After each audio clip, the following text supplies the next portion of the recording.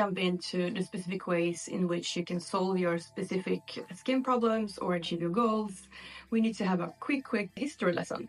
It will be very short, so don't worry. And at the end of the section, you will also get some valuable tools to make sure that the products that you find in stores or in your bathroom are really good for your skin. The earliest proof of humans using skincare routines or skincare products dates back to the ancient Egypt times, where we have found that people used milk baths or different oils and fats, herbs to cure different maybe diseases or to just fight the harsh environment. And for a very long time, skincare looked this exact way, actually up until the 18th century. People were using animal fats, vegetable fats, essential oils, herbs, and other extracts. But what they had in common was that they were all waterless or water-free, because if there's water, the product will go bad just in a couple of days. And so in order to extend the life of these products or these blends, people, of course, then formulated them without any water to make sure that they were sticking around for a longer time without going bad. And then hit the 18th century and the industrialization happens, and that of course happens also in the beauty industry. And so the first commercialized or mass-produced products were introduced to the market, and that was petroleum jelly, which is a rest product from fossil oil, also known as Vaseline, which actually was introduced back then. We have the talcum powder, which was commonly used, well, for baby baths, but also to kind of take away any shine and sweat. And they were still water-free because back then the preservative hasn't been invented yet, but people got a taste for a mass-produced product used for skin. In the 1920s, the preservative was invented for the food industry, where now foods could be stored for longer times and shipped longer distances and, stored in stores or in warehouses for longer periods of time, which made the food chain basically more efficient from a cost perspective primarily.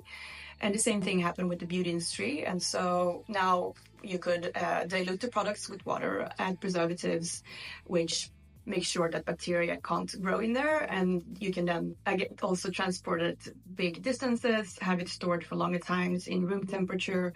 And also you can use your fingers with bacteria on it and the product will not contaminate. So of course it was more lucrative for businesses and producers to produce more skincare, to sell more skincare, because now the product was diluted with water, which is basically for free. So the costs went down, the same size of products still available for the consumers, and the look and feel was also nice. So win-win for everyone. So between the 1930s and 1950s, the beauty industry just exploded, and cosmetic products or skincare products were really common in the Western world in almost all households.